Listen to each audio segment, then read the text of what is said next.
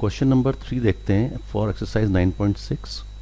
Given z is a standard normal distribution variable, find z for each of the following. तो अब जो हमारा table है उसमें से हमें वैल्यूज़ देखनी है और वैल्यूज़ देके करस्पॉन्डिंग z फाइंड करना है। तो area to the left of z is 0.9750। तो हमें कोई z दिया हुआ है, उस z से जो लेसर एरिया है दैट मीन्स दिस एरिया जो हमने यहाँ पे ये शेड किया हुआ है, इसका वैल्यू 0.9750 दे रखा है। तो हमने टेबल से देखा 0.9750 किस z पे वैल्यू आ रही है, तो 1.96 पे वैल्यू आ रही है। तो आंसर आ गया z इज इक्वल टू 1.96।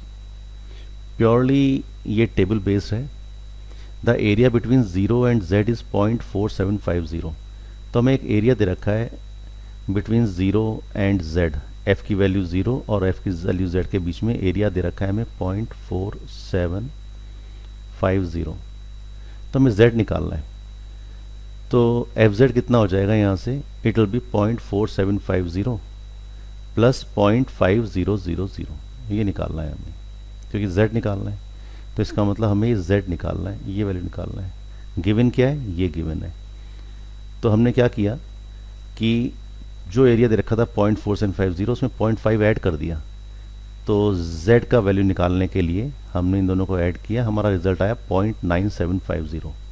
अपने टेबल में देखा 0.9750 किस z का वैल्यू है, तो दैट इज इक्वल टू 1.96। तो आंसर आ गया 1.96। हम कंसर्न किससे हैं, हम कंसर्न z से हैं। एरिया हमें गिवन है। थर्ड क्वेश्चन देख लिया, the area to the right of z is 0.1314। तो अगर ये हमारे पास बेल शेप्ड कर्व है, एरिया राइट ऑफ z, ये एरिया दिया हुआ है हमको 0.1314।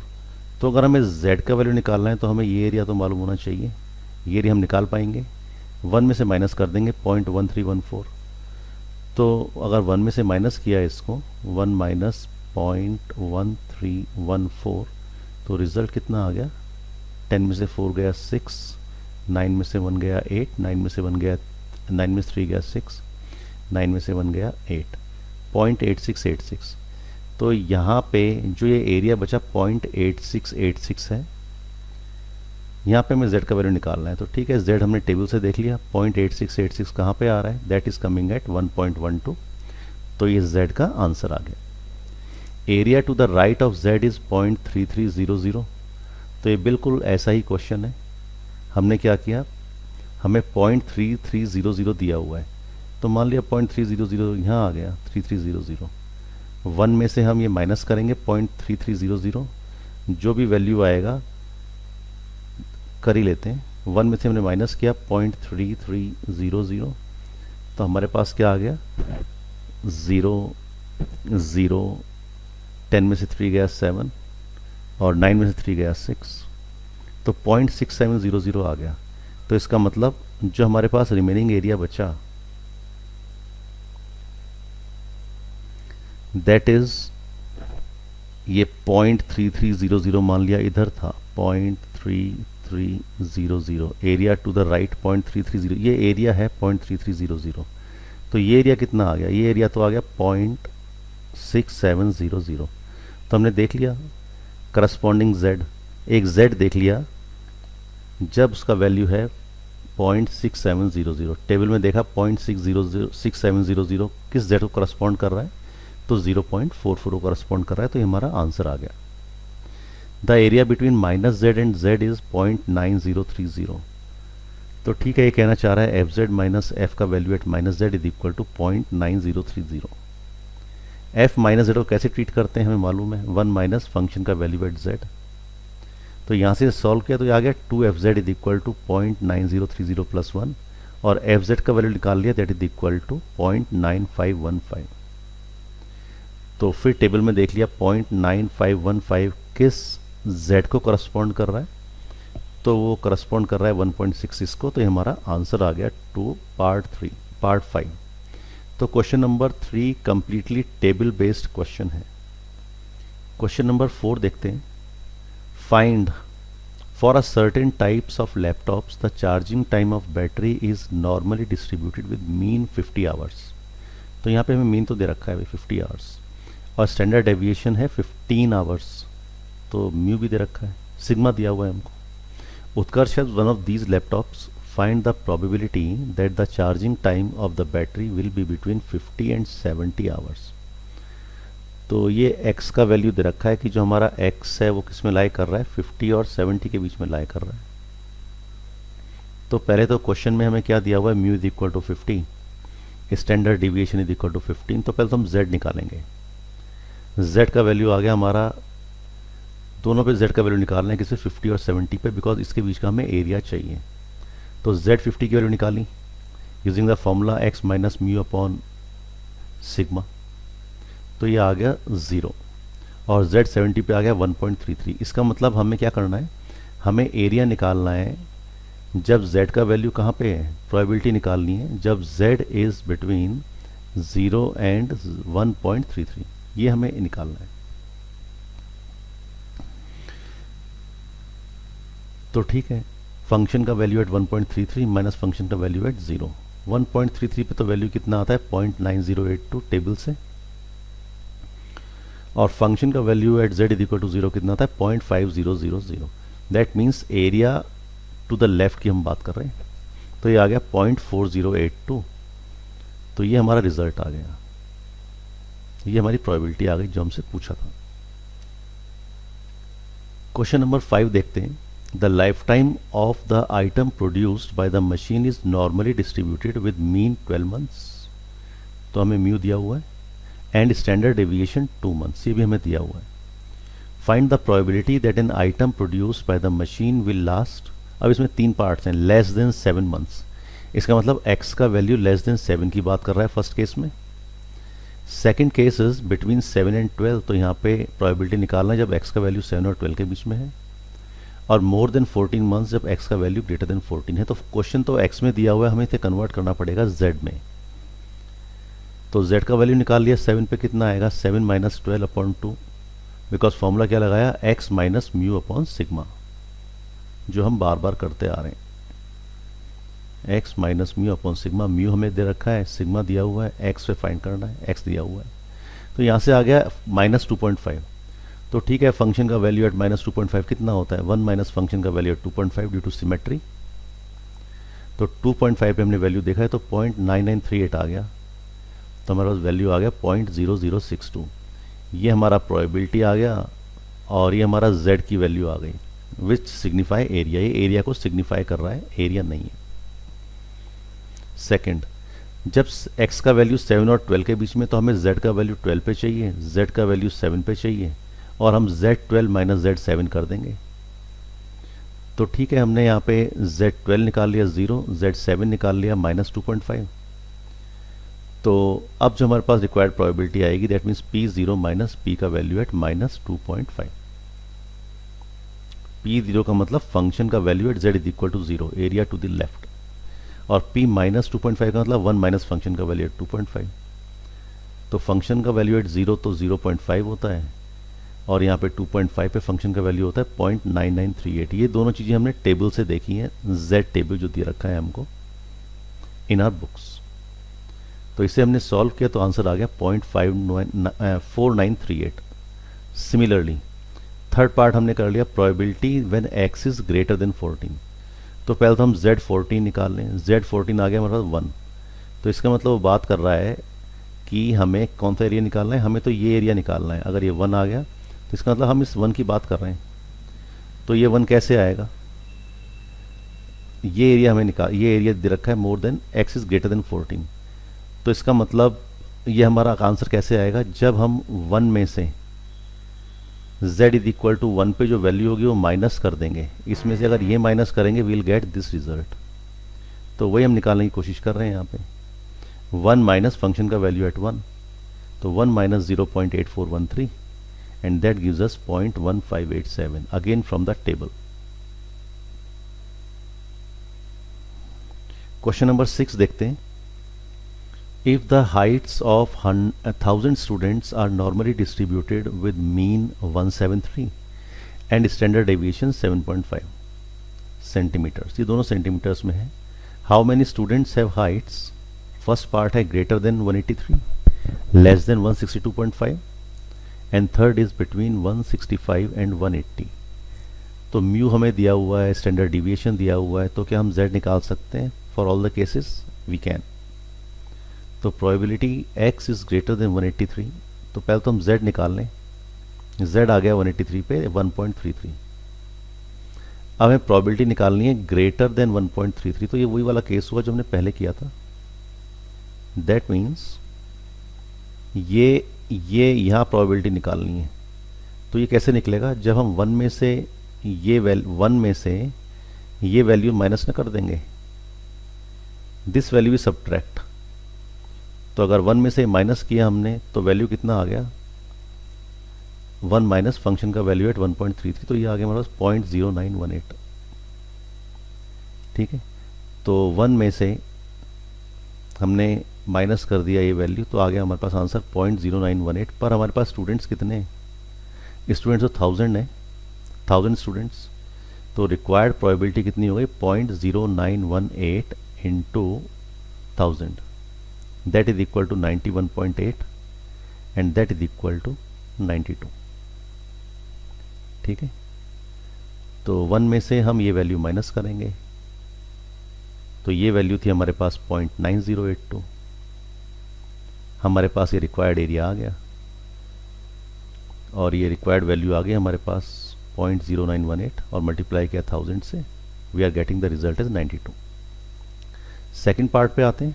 Less than 162.5, height is less than 162.5। z का वैल्यू आ गया -1.4, तो फंक्शन का वैल्यू एट -1.4 निकाल लेंगे। कैसे करते हैं? 1 माइनस फंक्शन का value at 1.4 because of symmetry. तो रिजल्ट आ गया 1 minus 0.9192, that is equal to 0.081। But हमारे पास 1000 स्टूडेंट्स हैं, सो इंटू 1000 कर लिया तो 81 स्टूडेंट्स आ गए who are having height less than 162.5 centimetre. Coming to third part, between 165 and 180, तो पहले तो हम z निकालेंगे 180 पे, z निकालेंगे 165 पे, और z 180 माइनस z 165 कर देंगे, तो वही हमने यहाँ पे किया हुआ है। z 165 is equal to -1.1, z 180 is equal to 0.93। Required probability कितना आ जाएगा? फंक्शन का वैल्यू एट 0.93 माइनस फंक्शन का वैल्यू एट -1.1। अब हमें पता है फंक्शन का वैल्यू नेगेटिव पे निकालना है, तो 1 माइनस फंक्शन का value at 1.1 due to symmetry. ये दोनों वैल्यू हमने टेबल से देखा, तो हमारे पास रिजल्ट आ गया 0.8238 minus 1 plus 0.8665, that is equal to 0.69। But हमारे पास स्टूडेंट कितने? 1000 हैं, तो मल्टीप्लाई कर दिया 1000 से, तो हमारे पास क्या आ गया? Number of students who are having height between 165 and 180 centimeters. Coming to question number 7.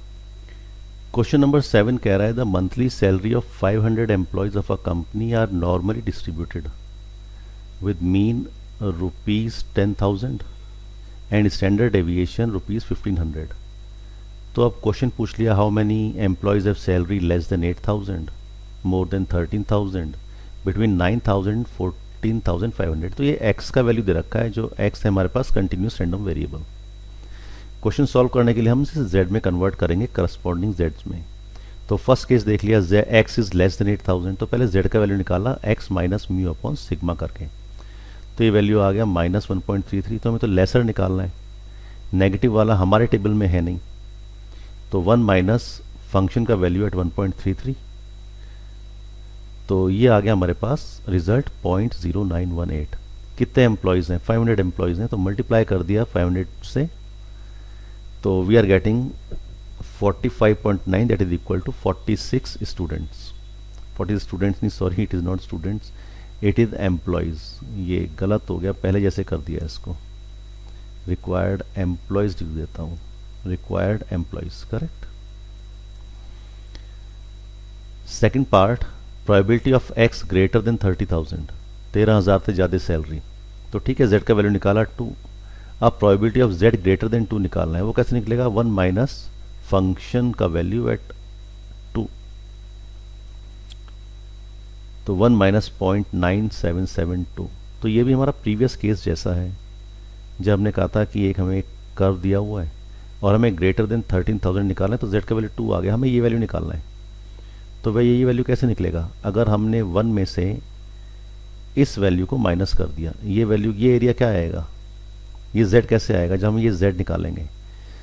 So 1 minus function का वैल्यू एट दिस z, तो वही लिखा हुआ है 1 माइनस फंक्शन का वैल्यू एट z, तो z इज इक्वल टू 2, हमने देख लिया 0.9772, तो 1 में से हम 0.9772 माइनस कर देंगे, तो ये हमारे पास आ गया required value of probability, that is 0.0228। Multiply कर दिया 500 से, तो वी आर हैविंग 11 अप्रॉक्सीमेटली, तो 11 एम्प्लॉयज़ हैं जिनका सैलरी 13,000 से ज़्यादा है। थर्ड पार्ट में फिर हमें क्या करना है, पहले हमें z का वैल्यू देखना है 14,500 पे, z का वैल्यू 9,000 पे, और सब्ट्रैक्ट करना है अपर माइनस लोअर बाउंड, तो P3 माइनस P माइनस 0.67, और P माइनस 0.67 कैसे ट्रीट करना है मालूम है, 1 माइनस फंक्शन का वैल्यू एट 0.67। तो ये रिजल्ट आ गया हमारे पास, हमने मैनिपुलेट किया, रिजल्ट आ गया 0.7472। तो हमारे पास तो 500 एम्प्लॉयज़ हैं, तो 0.7472 into 500, that gives us 374 employees approximately, जिनका salary between the given bounds है। Coming to question number 8. A radar unit is installed to measure the speed of cars on the highway. The speeds are normally distributed with mean 80 km per hour. तो ये तो mean हुआ, and standard deviation is 10 km per hour. If a car is chosen at random, find the probability that car is running at less than 60 km per hour. तीन cases they रखे हैं, more than 100 and between 90 and 110 kilometre per hour.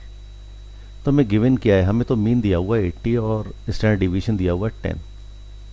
तो first case probability of x less than 60, तो पहले तो z की value निकालें 60 पे, वो हमारे पास वैल्यू आ गया -2 from the given values of x, mu and standard division. तो फंक्शन का वैल्यू निकालना है -2 पे, इसका मतलब 1 माइनस फंक्शन का वैल्यू है 2 पे, so that gives us the result as 0.0228। तो ये तो हमारा आंसर आया फर्स्ट पार्ट का। सेकंड कहता है x ग्रेटर देन 100, तो पहले x को हम z में कन्वर्ट करें, तो z 100 आ गया हमारे पास, 100 minus 80/10 that is equal to 2। इसका मतलब फिर वही केस, हमें क्या निकालना है, हमें वैल्यू निकालना है प्रोबेबिलिटी का z ग्रेटर देन 2, इसका मतलब ये वैल्यू निकालना है, हमें ये वैल्यू चाहिए 2 से बड़ा। तो हम क्या करेंगे, 1 में से माइनस कर देंगे फंक्शन का वैल्यू एट 2, 1 में से ये वैल्यू माइनस कर देंगे, तो हमारे पास रिक्वायर्ड रिजल्ट आ जाएगा, वो रिजल्ट आ गया 0.0228। सिमिलरली प्रोबेबिलिटी निकालना है when x is between 90 and 110, तो z का वैल्यू निकालेंगे 110 पे, z का वैल्यू 90 पे, और z का वैल्यू कैसे निकालते हैं हमें मालूम है, z is equal to x minus mu upon sigma. तो फिर फंक्शन का वैल्यू एट 2 माइनस फंक्शन का वैल्यू एट 1 किया, 2 का वैल्यू देख लिया टेबल से 0.9772, माइनस 1 का वैल्यू देखा टेबल से फंक्शन का वैल्यू दैट इज 0.8413, और रिजल्ट आ गया 0.1459। This is the answer. Question number 9 एक अच्छा क्वेश्चन है, इसे इंपॉर्टेंट कह सकते हैं, इंटरेस्टिंग क्वेश्चन है। The test series of university entrance tests are normally distributed with mean 500 and standard deviation 100 marks. A student can get admission if he scored better than at least 70% students.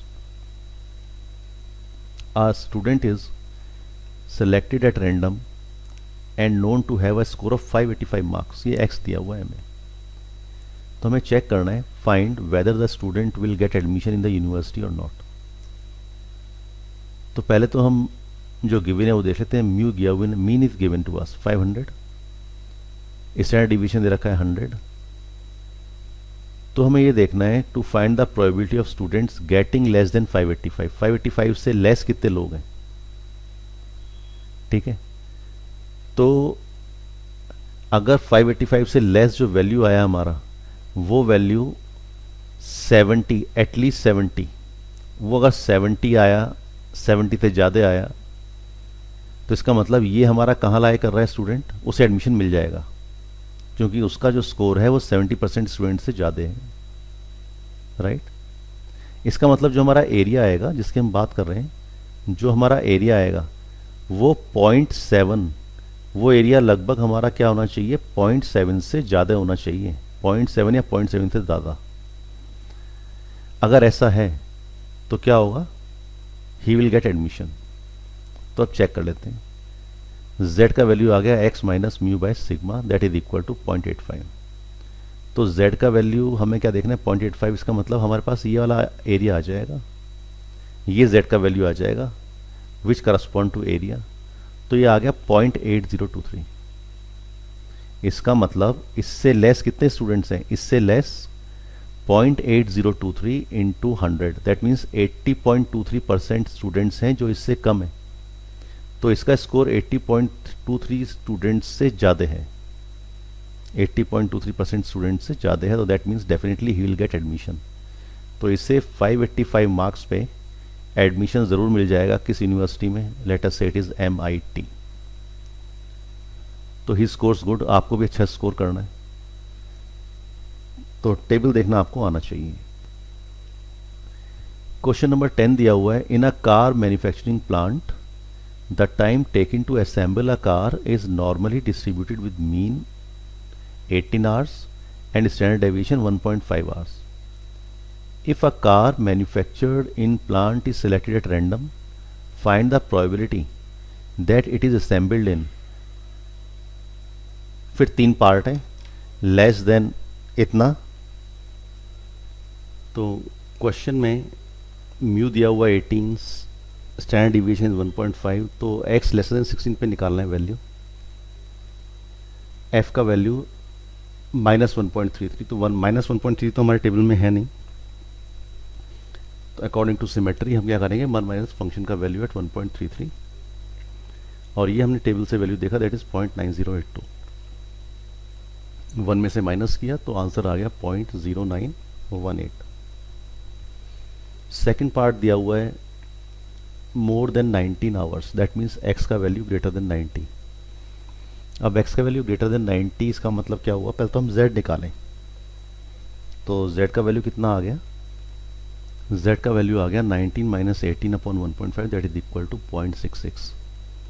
तो फिर ये last वाला ऐसा case हो गया कि z का value greater than 0.66, ये वैल्यू निकालना है, ये निकालना है हमको। तो ये कैसे आ जाएगा, 1 में से अगर हम ये वैल्यू माइनस करते हैं फंक्शन का वैल्यू एट z, तो वी गेट दिस रिजल्ट। तो 1 माइनस फंक्शन का वैल्यू एट 0.66, तो ये रिजल्ट आ गया 1 माइनस 0.7454 फ्रॉम द टेबल, और रिजल्ट आ गया 0.2546। ये हमें चाहिए answer. Now coming to part 3, between 18 and 21, तो x का वैल्यू 18 और 21 के बीच में दिया हुआ है, तो z का वैल्यू एट 21 निकाल लिया, z का वैल्यू एट 18 पे निकाल लिया from the formula x minus mu upon lambda, x minus mu upon sigma, sorry. तो हमारे पास z का वैल्यू आ गया 0 और z का वैल्यू आ गया 2, तो हमें क्या निकालना है, area of the curve between z is equal to 0 and z is equal to 2। तो दैट मीन्स फंक्शन का वैल्यू एट 2 माइनस फंक्शन का वैल्यू एट 0। तो ये भी आपको पहले बताया था, ये केस कुछ ऐसा है, फंक्शन का वैल्यू एट 2, इसका मतलब ये एरिया, माइनस फंक्शन का value at 0 minus this area, तो हमारे पास ये एरिया आ जाएगा रिक्वायर्ड एरिया। तो यही हम कर रहे हैं, that is equal to 0.4772। Question number 11, the monthly salaries of workers in a certain factory are normally distributed with mean rupees 5000 and standard deviation rupees 500. There are 14 workers getting more than 6500. Find the total number of workers in the factory. तो हमें mean दिया हुआ है 5000, it is 5000 and standard deviation is 500. तो probability of x greater than 6500, पहले तो ये निकालना है क्योंकि इसका ऐसे नंबर दिया हुआ है कितने, 14। तो z निकाला, z का वैल्यू आ गया 3, तो इसका मतलब probability of z greater than 3, तो अगर ये ऐसे बना हुआ है हमारा कर्व, तो इसका मतलब अगर ये वैल्यू 3 है z का, तो z ग्रेटर देन 3, और इनका इसने नंबर दिया हुआ है हमको, दिस नंबर इज 14। तो हमारे पास वैल्यू कितना आ गया 0.0014। इसका मतलब 14%। 0.0014 का मतलब ये 14% केस है, तो इसका मतलब 14%, सॉरी 14% का मतलब 0.0014, राइट। तो ये जो वैल्यू है 14% ऑफ टोटल, तो वो कितना है हमारे पास, दैट इज इक्वल टू, इसमें 14 वर्कर्स गेटिंग ग्रेटर देन, तो ये जो एरिया आ गया,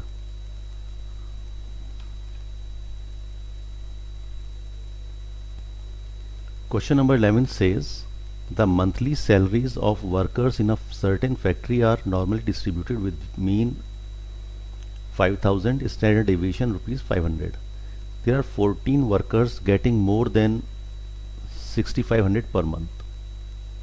Find the total number of workers in a factory. तो म्यू हमें दे रखा है, मीन दिया हुआ है 5000, स्टैंडर्ड डेविएशन इज रुपीज़ 500। तो पहले z निकाल लेते हैं। z का वैल्यू आ गया हमारे पास 3। अब ये कह रहा है कि अगर z का वैल्यू ग्रेटर देन 3 है, तो ये जो हमारे पास एरिया आ गया, यहाँ पे कितने वर्कर्स हैं, 14 वर्कर्स हैं जिनका सैलरी 6500 से ज़्यादा है। तो ठीक है, हमने एरिया निकाल लिया, एरिया आ गया 0.0014, ये आ गया 0.0014। यहाँ प्रोबेबिलिटी आ गई 0.0014, और ये करस्पॉन्डिंग एरिया को रेफर कर रहा है। तो इसका मतलब 0.0014 ऑफ कितना, of x, of total workers is equal to 14। Therefore x का वैल्यू कितना आ गया, तो x का वैल्यू हमारे पास आ गया 14 अपॉन 0.0014। तो इसे शिफ्ट किया 1 2 3 4, 1 2 3 4, तो 1 2 3 4 कैंसिल किया इसको, इट गिव्स अस 10,000। यही हमारा आंसर इधर आ गया 10,000। तो ये अच्छा क्वेश्चन है, it is important. Question number 12, if x is normally distributed with mean 10 and standard deviation 1.5, find x such that probability of x greater than x is 0.0038। तो हमें मीन दिया हुआ है और सिग्मा दिया हुआ है 1.5, तो z निकाल लिया, z is equal to x minus 10 upon 1.5। हमें x नहीं मालूम है, अभी x हमें निकालना है। अच्छा, अब ये कहता है इट इज़ ग्रेटर देन 0.0038। इसका मतलब हम ये हमें z दे रखा है जो सिंबलाइज कर रहा है एरिया को। तो पहले तो 1 माइनस 0.0038 कर लें, तो हमारे पास ये एरिया आ जाएगा, राइट। तो हमने 1 में से इसे माइनस किया, तो ये वैल्यू आ गया 0.9962, और ये वैल्यू हमने टेबल में देखा तो यहाँ पे आ गया z इज इक्वल टू 2.67। तो इसका मतलब ये जो z है जिसकी हम बात कर रहे हैं, ये वैल्यू है 2.67। तो बस अब क्वेश्चन हमारे पास बन गया, z is equal to x minus mu upon standard deviation. तो ये हमारे पास इक्वेशन बना। इस इक्वेशन को सॉल्व करेंगे तो x का वैल्यू आ गया 14, and this is the answer that is required.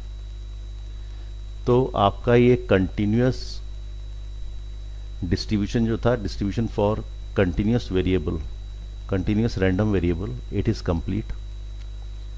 हाँ, ये डिफरेंट है जो हम पहले कर चुके हैं, discrete distribution, that is for